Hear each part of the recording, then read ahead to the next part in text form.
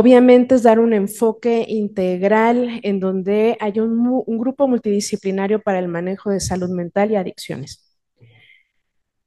Para comenzar, obviamente el individuo está inmerso en el medio y factores ambientales tipo familia, tipo, han escuchado el término de ecoansiedad, algunos términos asociados incluso con este cambio ambiental que se está haciendo más evidente con el paso del tiempo, obviamente va teniendo una repercusión en nuestra salud. Y como parte, uno de los pilares importantes y principales, pues el área de la salud mental. Entonces, para empezar, vamos a hablarles sobre, voy a empezar yo con las emociones y el medio ambiente.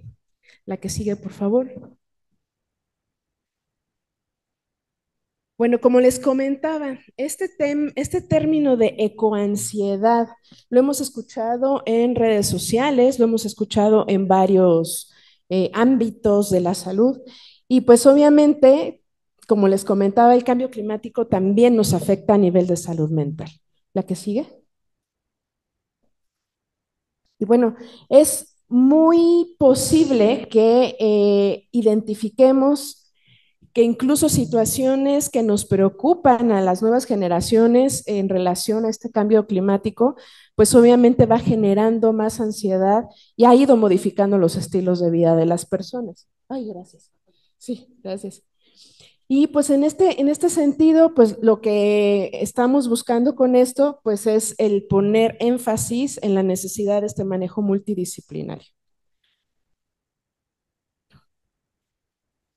Ah, perdón. Listo.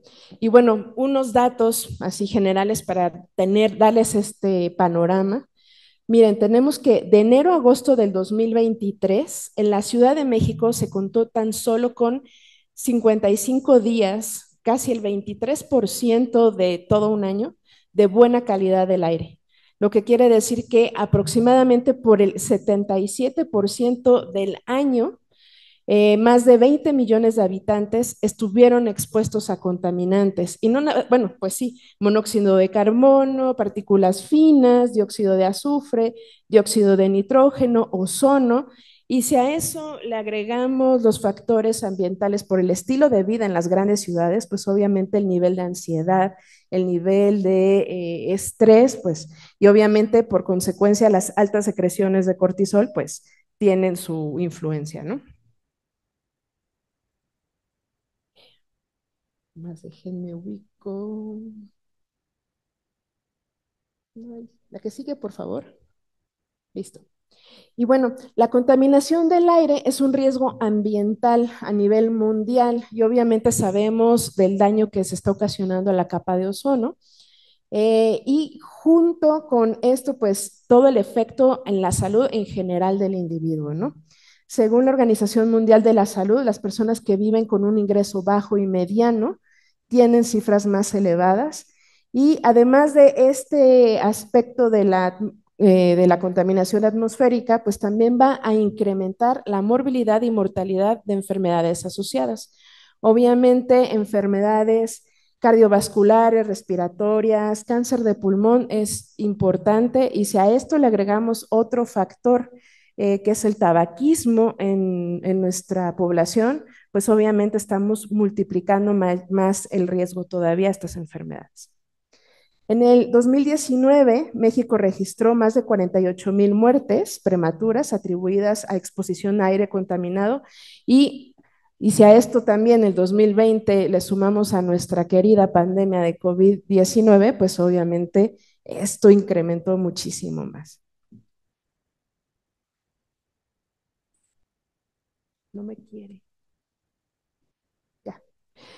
Bueno, se estima que la contaminación ocasiona los siguientes daños a la salud. Miren, recordemos el tema de síntomas de asma, incluso conjuntivitis, infecciones frecuentes, son principalmente, son una de las que se presentan. El 3% de las personas presentaron infecciones respiratorias agudas que se atribuye a esta contaminación del aire.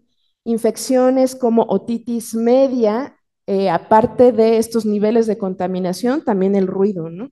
La contaminación ambiental por ruido. Incremento de EPOC, que también atribuibles y obviamente coadyuvantes todavía con el humo de tabaco y sumado a la contaminación ambiental que ya les comentaba. Y considerando que el 25% de las muertes reportada por la OMS por enfermedad cerebrovascular y enfermedad isquémica del corazón. Entonces, pues estamos ante un panorama que pues tenemos un factor ambiental importante, más aparte todas las pandemias y enfermedades de salud pública a las que estamos expuestos. Entre ellas, otra más, yo les pondría el tema de obesidad, que obviamente incrementa todavía más los niveles de cortisol, este cuadro crónico inflamatorio, y si agregamos todos estos factores del ambiente, nos hace que tengamos cuadros muchísimo más complejos. Ya.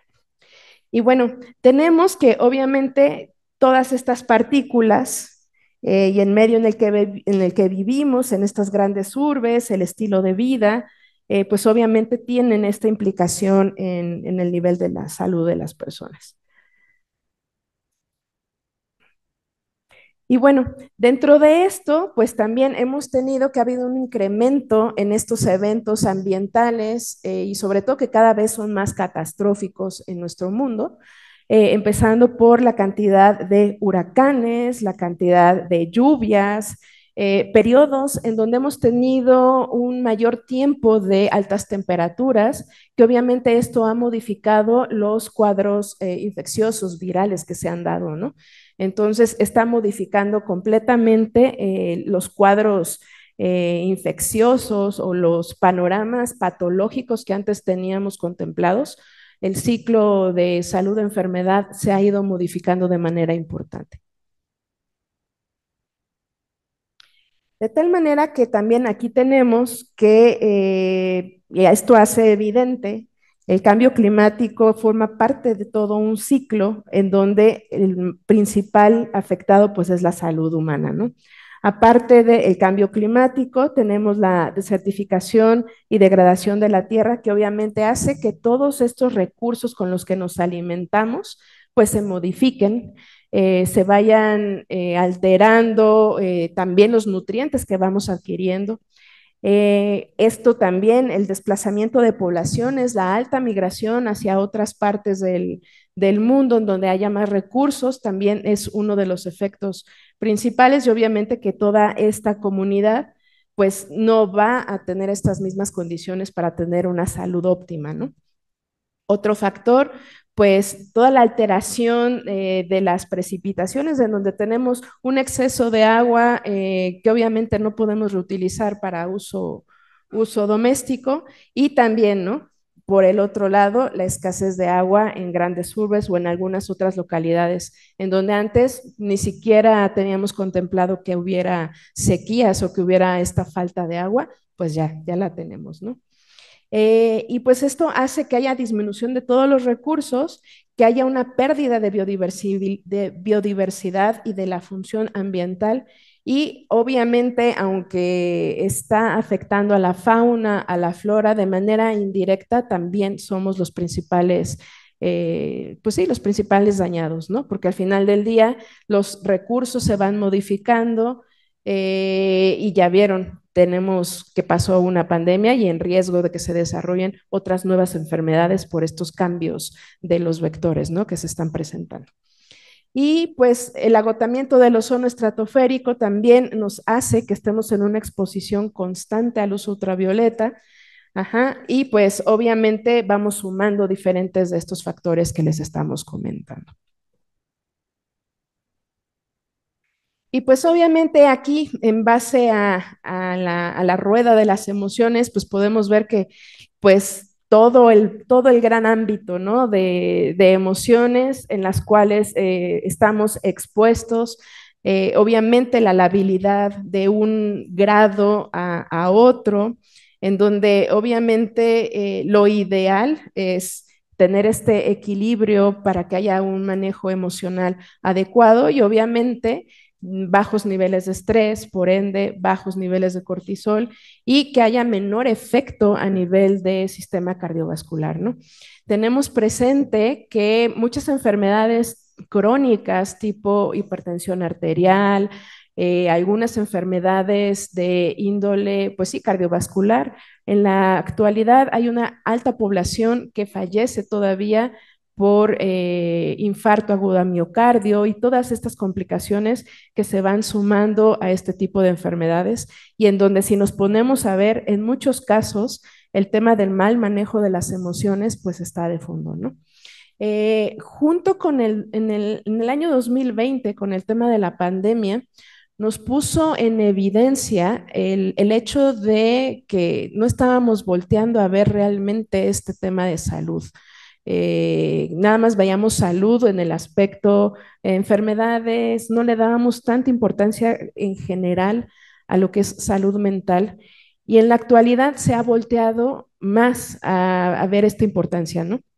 El hecho de hacer manejos adecuados para evitar que haya incremento todavía, este incremento sostenido de ansiedad y depresión, obviamente nos hace que nosotros como profesionales del área de la salud tengamos que empezar a incursionar todavía más en esta área y empezar a romper con estos tabús en la sociedad, ¿no? En donde es necesario tener una salud física, pero también necesitamos tener una salud mental y hay que hacer una prevención y un cuidado de la salud. Entonces, ahorita hemos estado volteando más a estar fomentando este cuidado de emociones, a estar promoviendo que haya ambientes saludables, incluso a nivel de familia, y estamos viendo que hay interés a nivel de la sociedad porque desde chiquitos empecemos a tener un adecuado manejo de nuestra salud mental.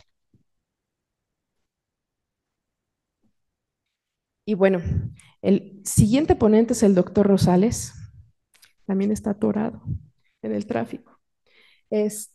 Vamos a hablar de cambios sociales y adicciones. Voy a empezar yo con su plática para no retrasarnos. No me quiere esta cosa. Y bueno, sí, ya estamos hablando de ambiente, estamos hablando de medio ambiente, también ya nos vamos a ir a otro núcleo más cerrado, que es a nivel familiar. Obviamente el núcleo familiar también se ve afectado y pues tenemos que el tema de la presencia de estas adicciones pues es un riesgo constante, el cual también ha ido incrementando a pesar de las políticas públicas que hemos tenido para que haya una disminución y un control. Eh, ay, espérenme. Esta cosa me quiere y cuando no, no. También, obviamente, esta salud relacional en la cual podemos convivir con estos núcleos, con nuestra pareja, con la familia, el núcleo laboral, escolar, también llega a estar afectado por las adicciones.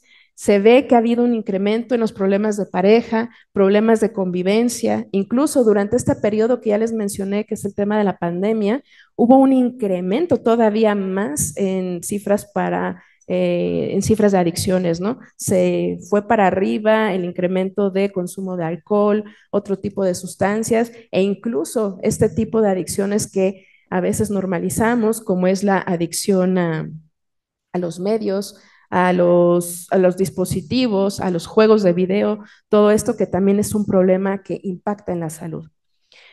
También, obviamente, ha habido repercusión no nada más a nivel de núcleo familiar, sino también a nivel tanto escolar como laboral y problemas legales por ende, ¿no? Como consecuencia.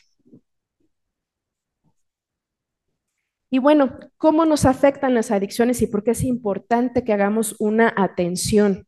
Pues principalmente porque impacta en nuestro desarrollo económico y ya sabemos que hay un fuerte ingreso por esta, pues sí, esta actividad económica que es el manejo de sustancias de manera ilegal en nuestro país, pero también el hecho de tener altos porcentajes en la población de consumidores también afecta y tiene un impacto en nuestro desarrollo económico a futuro, ¿no?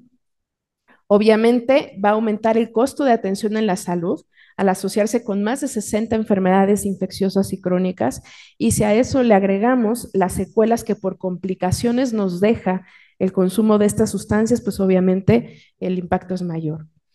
Y como causa y efecto de enfermedades mentales, ya sabemos de esta existencia, de esta comorbilidad, patología dual, en donde obviamente no sabemos si primero fue la adicción o ya estaba el trastorno mental, sino que obviamente ambas se pueden alimentar y coexisten de una u otra manera, ¿no? Independientemente del tipo de adicción de la que estemos hablando.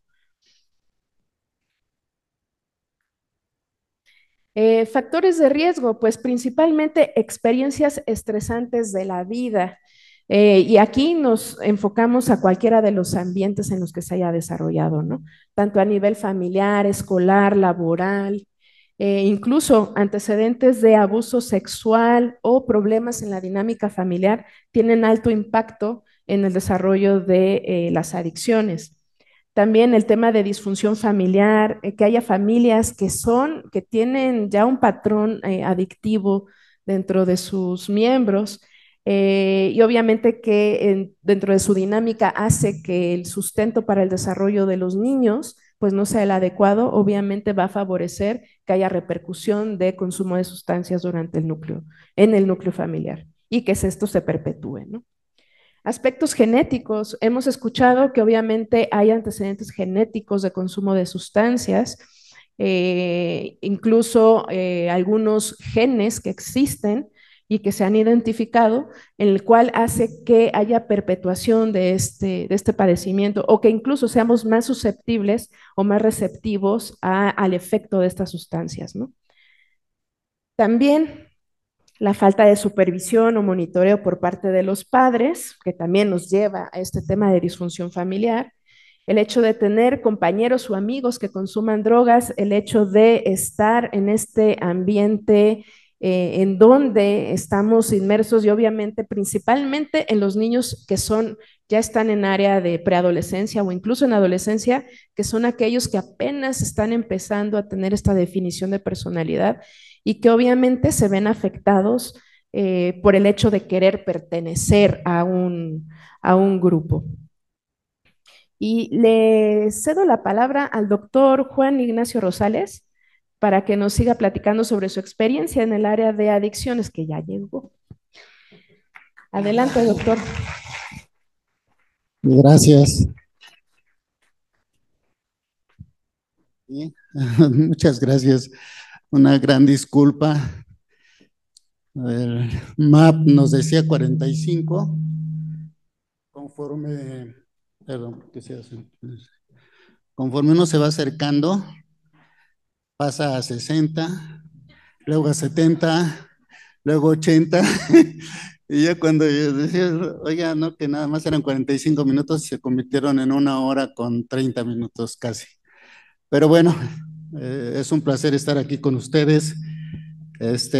Muchas gracias al doctor Jorge Escoto, a, a nuestro querido amigo Marcos por esta oportunidad de estar con ustedes, al comité organizador, sobre todo, del querido equipo de salubridad y de la fortuna de haber sido parte del Fray Bernardino.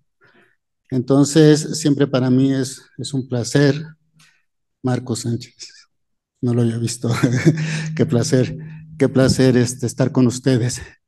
Lo que nosotros proponemos es qué es lo que nosotros consideramos la medicina integral. En un proyecto que surge a raíz de las inquietudes del doctor Jorge Ocampo, el doctor Jorge Ocampo, que es el director general de Bioquimet, una persona, un médico inquieto, médico que está muy comprometido con encontrar formas de avanzar, de innovar la atención médica. En esta tendencia a innovar es donde nosotros creamos, a partir de las inquietudes de él, el proyecto de una clínica de atención integral. Una clínica de atención integral que evidentemente no va dirigida a una especialidad, va dirigida a ver los problemas de salud de la población en general. Es una atención individualizada, pero que además está basada, lo que van a ustedes a ver aquí, son los abordajes que nosotros estamos haciendo. Obviamente sería muy complicado que les pudiéramos platicar cada uno de estos aspectos, cómo los estamos trabajando. Pero tratamos de cubrir, por ejemplo, la parte genética. Hicimos vínculos con el Instituto de Genómica, con la idea de hacer estudios, sobre todo de APO para el estudio de la demencia, por ejemplo. Pero el concepto es ese. El concepto es que tratamos nosotros de tomar en consideración todos los factores. Cuando nosotros hablamos factores de riesgo, estamos hablando de que no solamente estamos viendo al individuo ya cuando tiene el problema de adicción, por ejemplo, ¿no? Que puede ser otra enfermedad crónico-degenerativa, en fin, sino empezamos a ver desde el aspecto del análisis temprano de la niñez, la problemática familiar, que es muy importante, obviamente ya les comenté lo genético, la exposición prenatal al alcohol y las drogas. Eso es un tema muy importante.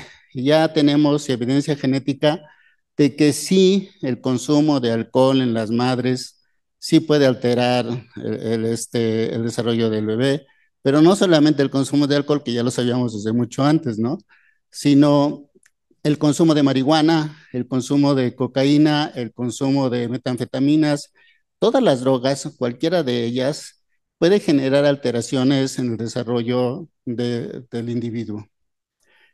La falta de supervisión y monitoreo por parte de los padres. Una de las cosas que nos interesa mucho es integrar a los padres al tratamiento. De hecho, el principio fundamental es la medicina familiar. Nosotros pensamos en que la base para nosotros construir una salud integral tiene que partir de la salud familiar.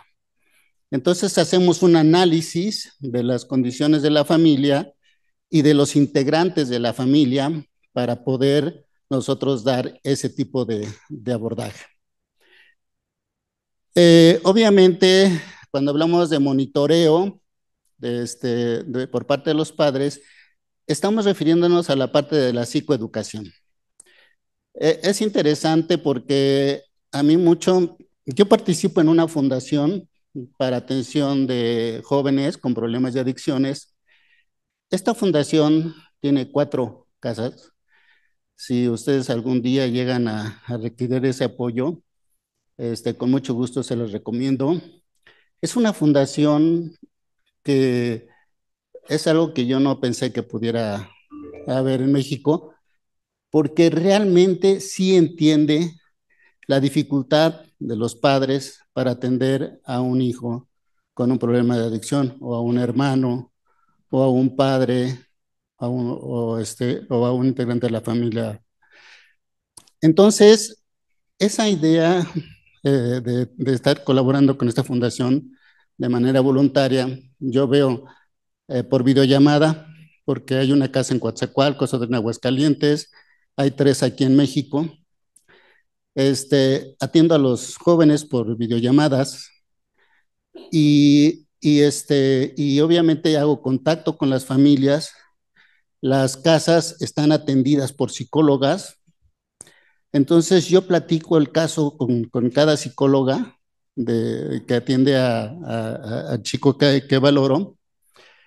Hacemos un enlace ahí y de ese enlace contactamos a la familia, integramos a la familia a la necesidad de tener la psicoeducación. Entonces acuden a las reuniones que tienen ahí en las casas, les llamamos casas, y ahí se les da lo que podría ser el programa de Lanón modificado, ¿no? Es acompañamiento familiar. La idea entonces es que nosotros, a los, a las personas que requieran ya una atención más específica, nosotros los invitamos a que acudan a la clínica que tenemos aquí en Tlalpan, que es VitaCare. Entonces, ustedes se pueden imaginar el costo actual que se está manejando en las clínicas privadas para adicciones, anda sobre 240,000 pesos el mes en promedio, ¿no? Nosotros estamos hablando de 8,000, 9,000 pesos. Entonces, ven ustedes la gran diferencia que hay, pero además nosotros sí estamos haciendo un abordaje como nosotros consideramos que debe de ser, ¿no? Ahora, esta parte sí de repente, hasta aquí probablemente todos estemos más o menos enterados de cómo participan estos factores en el consumo o el incremento del consumo de drogas. Pero este tema cada vez está siendo más importante en Europa. Esos mensajes explícitos. Series de Netflix en donde el sexo es explícito, el consumo de alcohol es explícito, el consumo de tabaco es explícito, en todas las series. Yo creo que si el comercial, olvídenlo, Netflix es muy conocido, pero yo consideraría que en el 90% de la programación, o el 80%, existen este tipo de situaciones. Y eso, ¿quiénes están viendo estas series de Netflix sin vigilancia de los padres? Pues los adolescentes, ¿no? Los adolescentes son los que generalmente más pueden ver esta, ¿no? ¿Cómo afectan las adicciones? Pues ya sabemos, no tengo que comentarlo. El costo de la atención es impensable. Imagínense ustedes, primer contacto que yo tuve con el problema del alcoholismo fue con el doctor Fernando Velasco, ya hace algunos años, probablemente unos 28 años, 29, cuando tenía el programa de alcoholismo. Y ya desde entonces hablábamos de que el problema no es de los médicos, o sea, los médicos no somos los únicos que debemos que participar en la atención del enfermo. Tiene que ser un equipo interdisciplinario, no hay otra forma. Estamos equivocados si pensamos que solamente el médico. Todo esto es un poquito lo que, lo que provoca todo esto. Es todo un tema.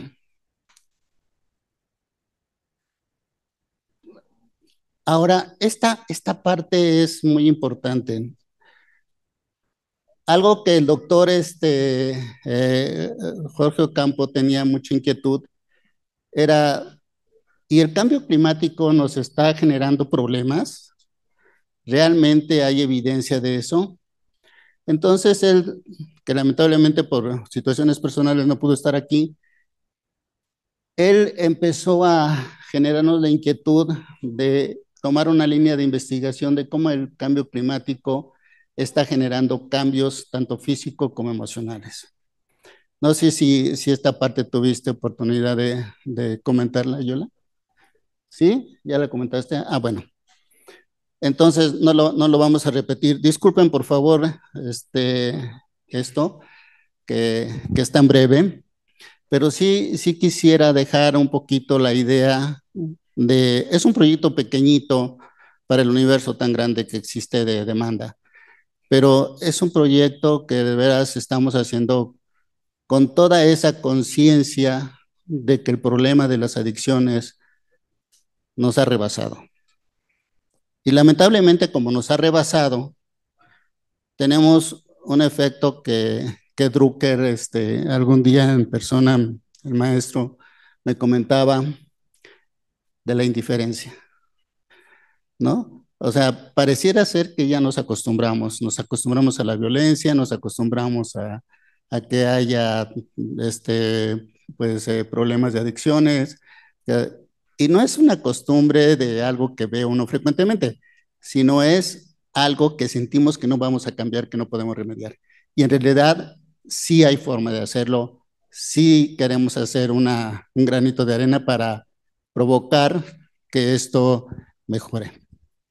Muy bien, yo con esto concluyo porque hay algunos otros comentarios de otros compañeros que tenemos de la clínica.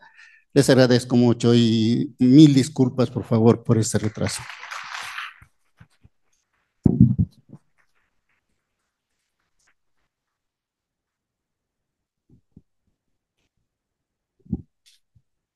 Buenos días a todos. Yo soy el doctor Alfonso Romo, soy médico familiar y formo parte de este grupo multidisciplinario que les comenta el doctor Rosales, donde atendemos pacientes, familias y familias obviamente con trastornos mentales y problemas de adicción. Hablando de cambio ambiental, cambio climático y cambios sociales, no podemos dejar de hablar de la familia. Y yo les voy a hablar de cómo el médico familiar aborda a las familias con problemas de salud mental dentro de la clínica. Sí, a grandes rasgos, la atención a la familia por parte del médico familiar es diferente a la atención de otros médicos porque la unidad de análisis es la familia. Hay especialidades donde la unidad de análisis es a lo mejor un sistema, el sistema cardiorrespiratorio, pero en nuestro caso la unidad de análisis es la familia. El médico familiar también tiene un enfoque de ciclo de vida. Ve al paciente y ve a la familia desde que empieza el ciclo hasta que termina un ciclo, ahora sí que desde la infancia hasta la adultez y la vejez. Y también vemos a la familia desde la teoría general de sistemas, donde la familia sabemos que es un sistema abierto, integrado por varias personas que tienen una relación ya sea afectiva, se relacionan por roles, por jerarquías, pero también esta familia tiene influencias de suprasistemas. En suprasistemas está todo este ambiente del que platicamos. Está a lo mejor la parte social, la parte laboral, pero también está el ambiente y la parte climática. Y cuatro pilares que me gustaría resaltar de la medicina familiar es la continuidad. No vemos al paciente en una sola ocasión, sino que se le da todo un seguimiento a lo largo de la vida. La integralidad, donde se abordan factores biopsicosociales del paciente y la familia. Toda la atención va orientada a la familia y también nos centramos en la prevención. La idea es que lo que identificamos en la consulta esperamos que no sea ya un diagnóstico, que no sea un trastorno mental, sino que sean factores de riesgo que podamos controlar para que el paciente no llegue a la enfermedad. Sí, características que debe de tener todo médico, todo profesional de la salud, debe ser ético, empático, atender al paciente y a la familia con humanismo. Y esto nos crea un ambiente donde el paciente y la familia pueden comunicar cómo se sienten, tanto físicamente como emocionalmente. Entonces, el compromiso hacia la salud mental es del médico, pero en general de todo el personal de salud. Y por esto yo digo que el médico familiar y un equipo multidisciplinario son ideales para llegar a diagnósticos tempranos y a la parte de la prevención. Pongo esta tabla que ya hemos visto en algunas otras ocasiones, donde vemos que no hay suficientes psiquiatras en México para entender la pandemia de la salud mental, 3.4 psiquiatras por cada 100,000 habitantes, pero si juntamos a todos los otros médicos familiares y de otras especialidades, y si juntamos también a todo el personal de salud, pues ya seremos un batallón contra los problemas de salud mental. Entonces, la salud mental es un compromiso de todos los profesionales de la salud. Y a grandes rasgos, ¿qué hace el médico familiar en este abordaje multidisciplinario? No hacemos nada diferente a lo que otros profesionales de la salud en el sentido de que pues los datos de identificación, el motivo de consulta, que muchas veces si rascamos un poquito más encontramos todas las causas que hay detrás de este motivo de consulta, los antecedentes patológicos, sin olvidar los médicos, quirúrgicos y con énfasis en los psiquiátricos, los antecedentes heredofamiliares, pero también nos adentramos un poco más en ver cómo es la vida del paciente y la familia. Vemos hábitos de vida, si el consumo de sustancias y también nos adentramos en la historia personal y familiar, que de ahí vamos a sacar muchos datos que los vamos a convertir, vamos a ver de ahí cuáles son los factores de riesgo y cómo los jerarquizamos para abordarlos. ¿sí?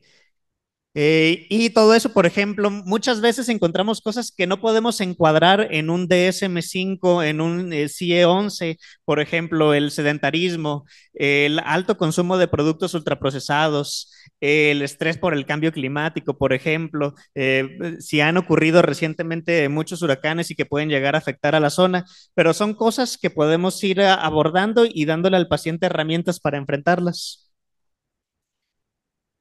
Y aquí les puse algunas de las cosas básicas que tenemos que interrogar como médicos familiares dependiendo los grupos de edad. Por ejemplo, en la etapa prenatal y postnatal, si el embarazo fue a término o pretérmino, si hubo complicaciones en el embarazo o en el parto, medicamentos o sustancias que tomó la madre durante el embarazo y cómo era el ambiente familiar previo al nacimiento y durante el embarazo.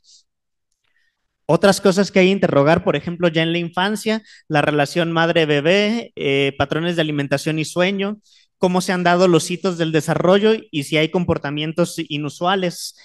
Cada vez me ha tocado ver más pacientes que están preocupados por ver cómo han sido experiencias en la infancia y cómo esto les puede estar afectando en la actualidad. Ya, por ejemplo, en etapa de adolescencia, experiencias escolares y logros académicos, desarrollo social y actividades organizadas, también el desarrollo sexual, el consumo de alcohol, tabaco y drogas y síntomas aquí, específicamente preguntar si ha habido tristeza, anedonia, ansiedad, mal humor, irritabilidad, cambios en el sueño. Ya en la etapa adulta, historia conyugal, historia laboral, también actividades sociales, de ocio, religión, entre otros factores. Y también en la persona mayor, preguntar sobre los cambios que ha habido en la estructura familiar, cambios laborales y profesionales, las pérdidas que conforme avanza la edad son más frecuentes y temas relacionados a jubilación y envejecimiento que muchas veces la persona mayor tiene problema para afrontar y aceptar este envejecimiento. Y nada más los dejo con esto, recordando que hay una guía, la MHGAP, que no va enfocada nada más a psiquiatras y psicólogos, sino a todos los profesionales de la salud y nos da algunas guías básicas para abordar los problemas de salud mental. Por ejemplo, hay que usar habilidades de comunicación eficaces, promover respeto y dignidad, no juzgar a los pacientes, que no se sienta juzgado, evaluar la salud física de la mano de la salud mental, realizar una evaluación para determinar si existen trastornos mentales o por consumos de sustancias y tratarlos. Y el tratamiento debe de involucrar pacientes y familias. Aquí nada más puse esto porque me gustó esta analogía, que la familia es como si fueran unas bolas de billar. A veces están juntas, a veces están más separadas, a veces unas caen en los agujeros, pero por ejemplo, siempre que impactamos una bola, le va a impactar a otra y los cambios que pasan en una están impactando en todo el sistema y están haciendo que algo cambie. Bueno, y entonces la conclusión es que sí es importante el papel del médico familiar en la atención multidisciplinaria de los pacientes y los dejo con la psicóloga Marlene para la siguiente parte.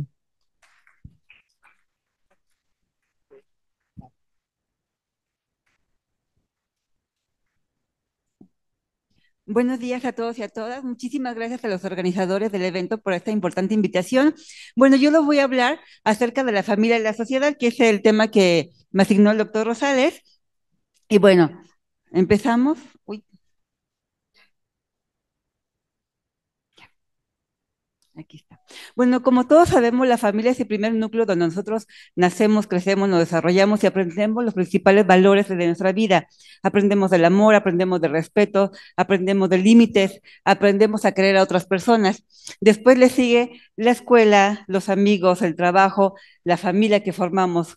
Pero algo que es importante también, que no aparece aquí porque viene más abajo, es de que, bueno, muchas veces el medio ambiente puede cambiar también nuestro sistema de creencias, nuestros pensamientos, nuestras emociones y también nuestro comportamiento. Por lo tanto, todo eso núcleo es importante.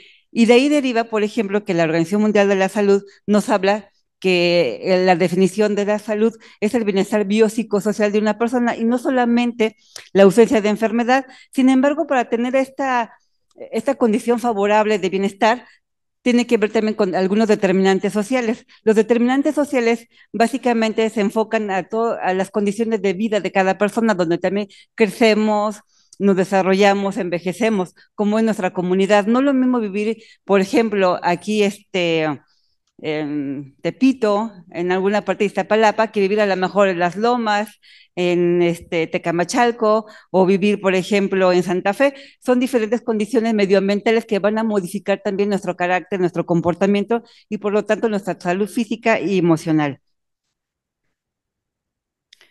Hay una hipótesis o dos hipótesis que hablan sobre estos términos que también influyen con lo que es la salud en general, física y mental, pero también ya enfocados a la salud emocional. Y hablan, por ejemplo, de la selección social. Y esto tiene que ver básicamente cuando una persona tiene una predisposición genética a una enfermedad física o mental, puede regresar a un estado anterior, probablemente de pobreza, cuando yo tuve un estatus anterior de pobreza, y después viene lo que es la causalidad social, donde la propia situación social genera la enfermedad mental, pero son planteamientos que se han venido estudiando continuamente.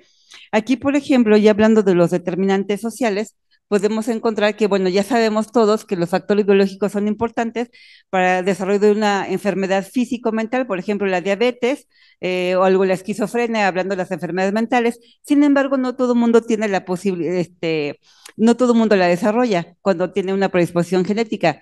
Dentro de los psicológicos hablamos de la personalidad, los hábitos de vida saludables, nuestro sistema de creencias, nuestros sentimientos, nuestras relaciones significativas. Dentro de los sociales hablamos justamente de las condiciones como es la pobreza, la infraestructura donde vivimos, los servicios. Por ejemplo, hay personas que carecen de servicios básicos como agua, no hay transporte en su colonia, y eso también tiene que ver con el impacto en su salud física y emocional, y también finalmente lo que es la familia. Y aquí hablaríamos básicamente de lo que es la disfunción familiar. En la disfunción familiar, ¿qué características tiene una familia disfuncional? Pues son muchísimas, solamente le reunir las más importantes que consideramos que es la falta de comunicación en la familia. Muchas veces no se resuelven los problemas, los dejan para después o se resuelven de una manera poco asertiva con gritos y agresiones. La ausencia de límites y normas en la familia, eso hace que tenga poca estructura dentro de la familia y por lo tanto va a haber una familia mucho más hostil. Es muy importante ponerle límites y normas a los hijos, pero también entre los padres. Las peleas entre la familia, en este caso los padres, o también cuando existe violencia, que muchas veces se manifiesta con violencia física, violencia psicológica, violencia económica, de diferentes formas de violencia. Evidentemente eso vuelve una familia caótica y va a repercutir en la salud física y emocional, sobre todo la salud emocional de los hijos. Los padres negligentes es uno de los principales fundamentos por el cual también existe una enfermedad psicoemocional importante, incluso estrés postraumático, no necesariamente, pero cuando los padres son negligentes, los hijos crecen solitos, se educan solos. El hijo mayor, a lo mejor de 10 años, educa a los hijos menores y les hace de comer, en fin. Entonces, muchas veces eso sucede en las familias y evidentemente no debe de ser así. ¿Por qué? Porque el adulto tiene que tener su papel de adulto y ser responsable de los hijos. Los hijos tienen que ser niños, jugar, divertirse, crecer, ser creativos, pasarla bien. Y evidentemente tener todas las condiciones necesarias para un crecimiento sano, ir a la escuela, tener sus útiles, todas esas cosas que son importantes para el crecimiento de las personas. También bueno, padre o madre ausente, no se alcanza a ver tampoco aquí, pero es padre o madre que están ausentes. Muchas veces la mamá se encarga de los hijos y el papá ahí está como una figura, como un bulto.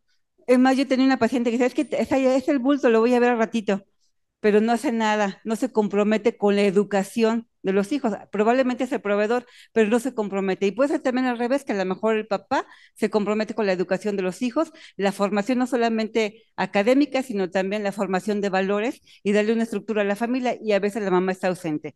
O los dos pueden estar trabajando y estar presentes, o incluso los dos trabajan y ninguno de los dos está presente. Y el abuso de sustancias, bueno, aquí también es un problema gravísimo.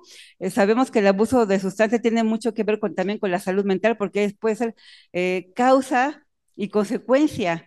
causa, proceso y consecuencia de las enfermedades socioemocionales también. Y aquí sucede también, hay otro concepto que es el de la codependencia. Muchas veces cuando hay una persona, un miembro de la familia que tiene algún tipo de adicción, la familia se vuelve codependiente, uno o todos los miembros de la familia. Por eso es importante también integrarlos en tratamientos integrales. Y finalmente viene el abuso hacia las personas, abuso de todo tipo de abusos. Puede ser físico, puede ser psicológico, puede ser sexual. Evidentemente eso también puede generar un estrés postraumático, heridas importantes en la persona que la padece.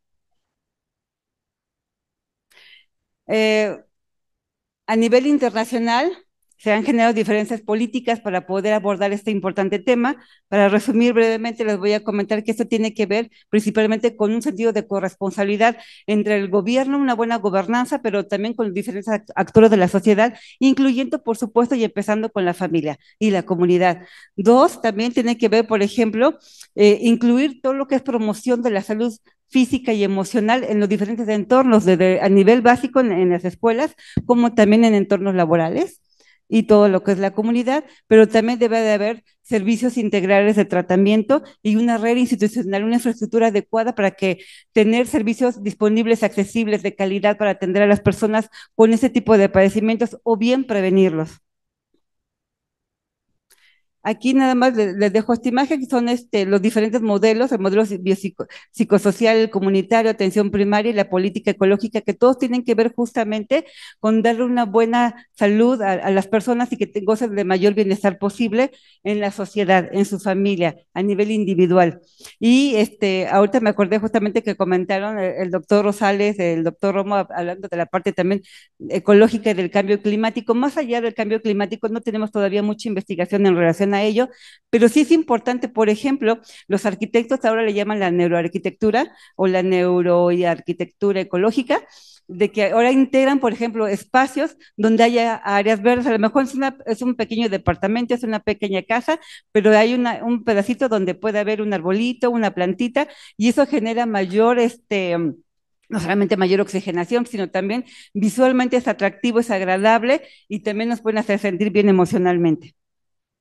Ya para terminar, bueno, ¿cuáles son las recomendaciones? Pues elaborar políticas y leyes que promuevan y protejan la salud mental, que es un tema pendiente en la agenda mexicana y a nivel mundial también. Promover un trato cariñoso, respetuoso entre los miembros de la familia, mejorar los entornos comunitarios, que haya transporte público, que haya todo los tipos de servicios, redes de hospitales, incluir programas de educación socioemocional también en las escuelas, de nivel básico es importante, favorecer la intervención temprana, ya cuando hay un problema, y prohibir los plaguicidas para reducir las tasas de suicidio, que es algo muy importante. Muchas personas, es altamente tóxico los plaguicidas y muchas personas lo están utilizando para consumar un suicidio y eso es un problema gravísimo que tenemos. Bueno, ¿cuál sería el abordaje terapéutico? Ya lo mencionó el doctor, siempre hay que hacer un diagnóstico, una valoración y un buen tratamiento integral. Pero aquí, bueno, tenemos algunos pasos, establecer una relación terapéutica motivacional para que haya mayor apego, obviamente el rapport, la empatía, el tratamiento individualizado, integral, realista también. A lo mejor llega una persona, quiero ser rico, espérate, pues no de la noche a la mañana. A lo mejor hay otros medios, pero no son tan legales o tan saludables, ¿no? Psicoeducación con el paciente, la familia y la red social. Sabemos que la psicoeducación siempre va para ambos, no solamente para el paciente, sino también para la familia, pero también incluimos algunos otros miembros de su red.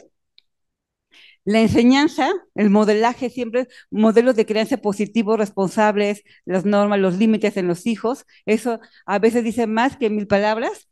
Y bueno, también lo que es el refuerzo positivo de conductas saludables, que lo hacemos nosotros muchas veces en el setting analítico, en la terapia, pero también se puede hacer en el seno familiar.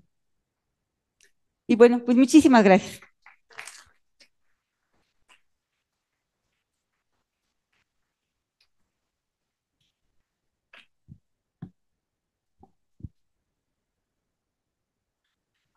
Hola, mucho gusto. Mi nombre es Andrea, soy licenciada en enfermería, egresada de la UNAM.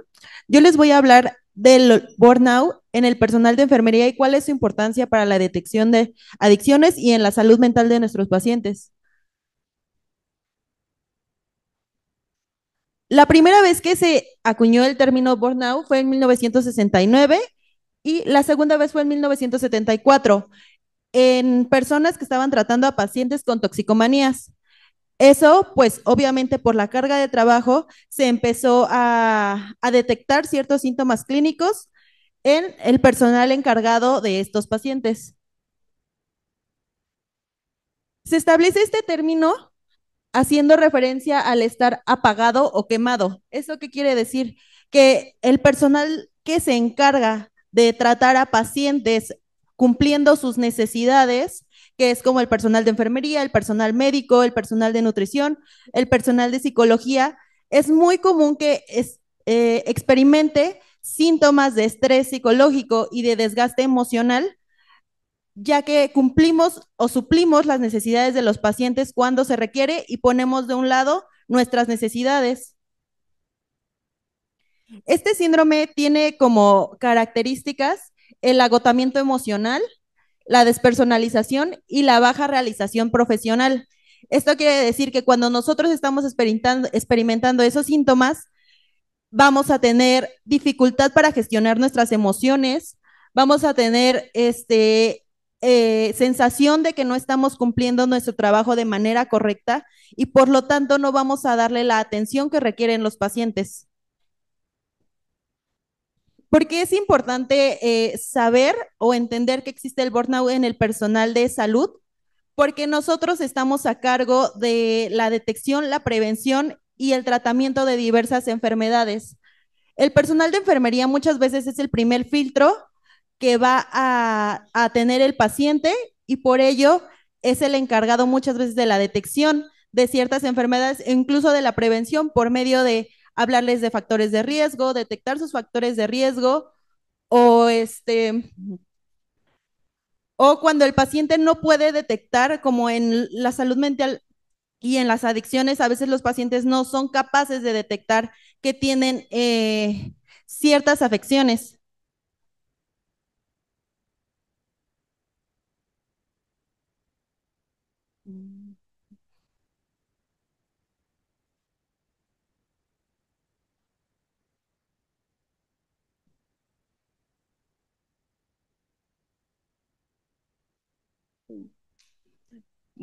Ok, el personal de enfermería, en cuanto a salud mental en cuanto a salud mental, tiene dos modelos de atención, que es el de Marjorie Gordon y el de Peplau. Estas dos enfermeras fueron las encargadas de hacer modelos de valoración y de atención para detectar factores de riesgo en nuestros pacientes con enfermedades mentales y con toxicomanías. La importancia que yo veo en que el personal de enfermería y el personal multidisciplinario que está encargado de la salud mental de los pacientes tenga una buena salud mental es precisamente porque si el personal está bien, vamos a poder brindar un buen cuidado y una buena atención a nuestros pacientes.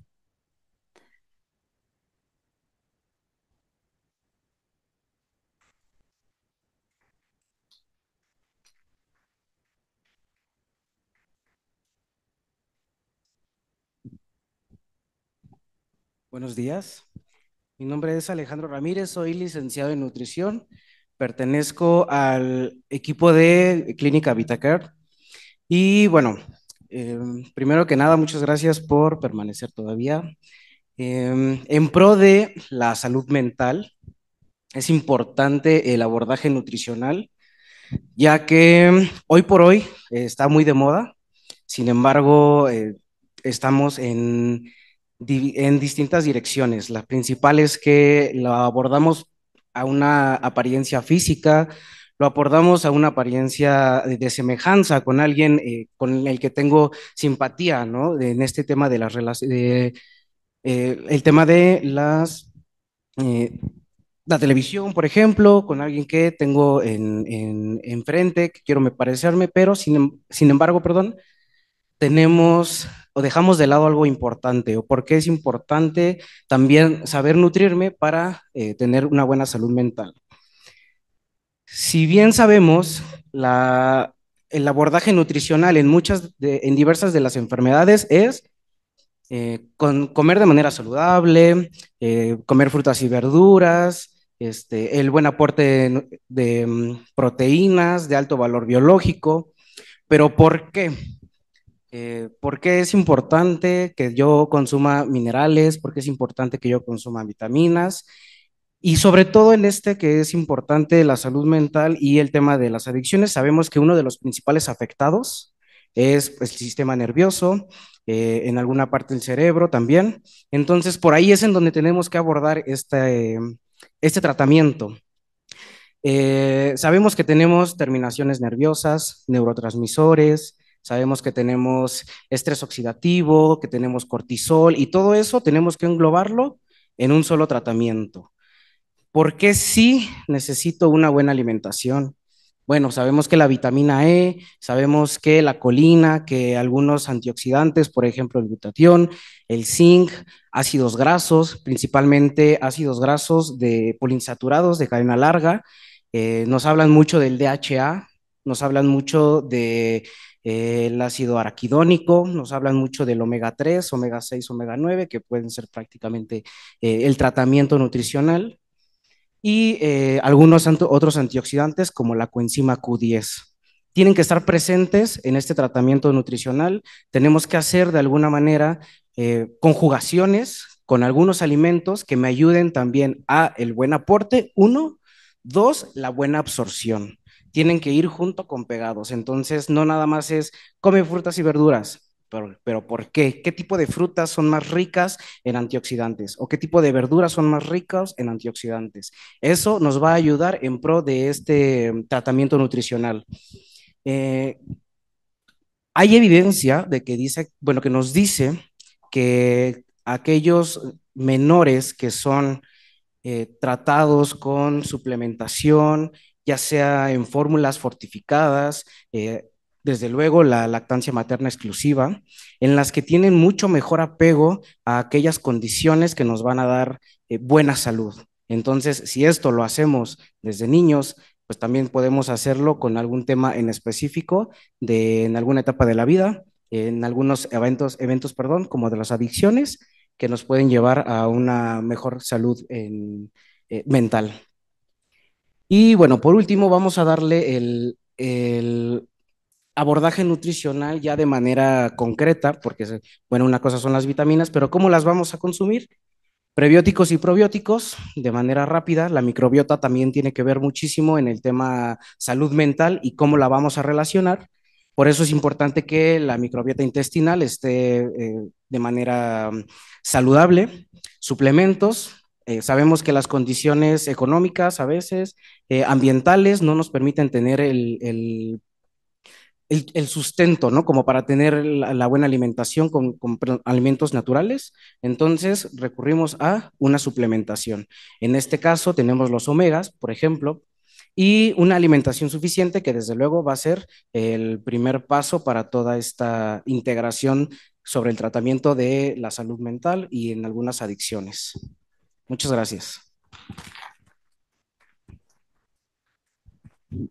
Bueno, pues muchísimas gracias por habernos recibido. Tenemos 2 minutitos para 2 preguntas. Si hay alguna pregunta de los ponentes, bueno, para los ponentes, acá hay una.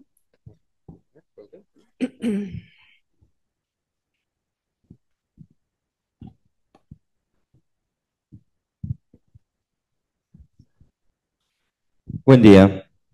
Felicidades, muy interesante su exposición. Son algunos comentarios nada más.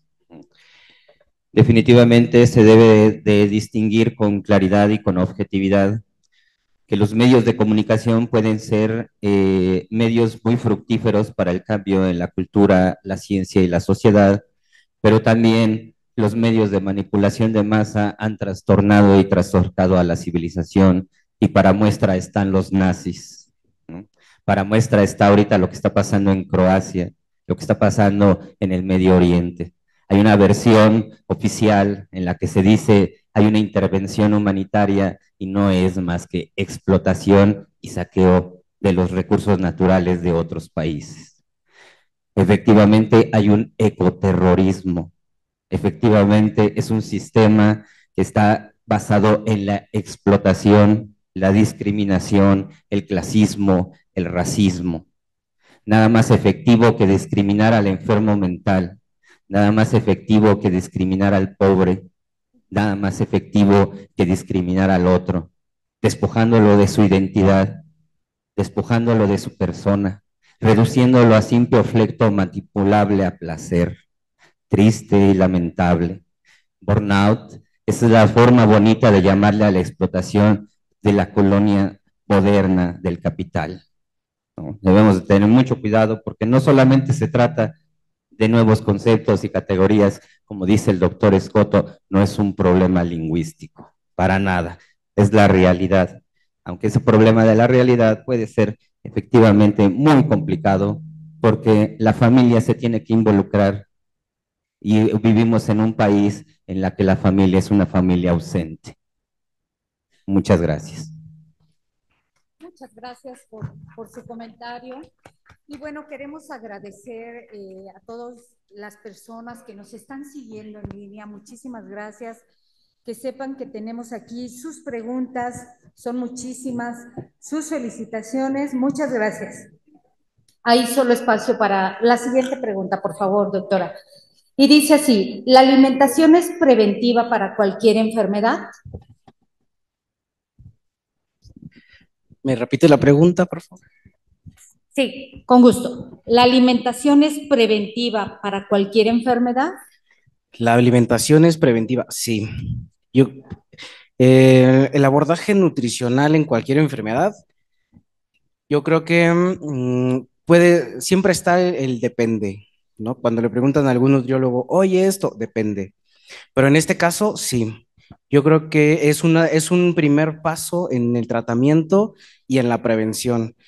Una de las cosas por las cuales me animé a estudiar la nutrición fue porque podemos prevenir muchísimas enfermedades a través de una buena alimentación. Entonces, desde mi punto de vista, sí, sí es prevenible.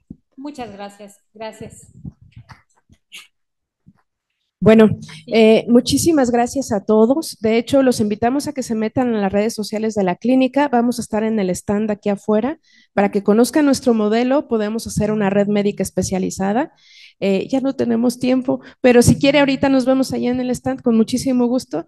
Y pues muchísimas gracias, doctor Escoto, y al sindicato por habernos abierto la puerta para que nos conozcan. Hasta luego. Pasamos al receso. Sí, muchísimas gracias, doctora. Muchas gracias. Un saludo al doctor Ocampo, por favor. Y le entregamos un reconocimiento. Y muchas gracias al equipo tan experto que se presenta con la doctora Yolanda. Muchísimas gracias por sus aportaciones. Muy amables. Gracias.